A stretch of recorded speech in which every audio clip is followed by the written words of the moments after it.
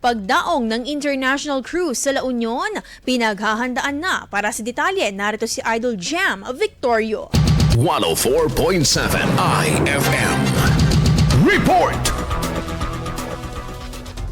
Pinaghahandaan ng ilunsad ang luxury cruise line sa Northern Luzon na dadaong sa baybayin ng La Union. Nagsagawa na ng ocular inspection ng iba't ibang tanggapan katuwang ang isang international cruise representative upang matukoy ang landing zones, ruta at pamamahala sa traffic sakaling magsimula na ang proyekto. Itatampok sa cruise experience ang iba't ibang tanawin at lokal na pagkain sa La Union. Positibo naman ang pamalang palalawigan sa may dudulot na epekto ng pagkikipagsosyo sa international companies sa iba pang programa at proyekto na magpapalakas sa kabuhayan at turismo ng lalawigan. Kasama mo mula dito sa IFM Dagupan. Ito si Idol Jam Victorio. Tatak IFM.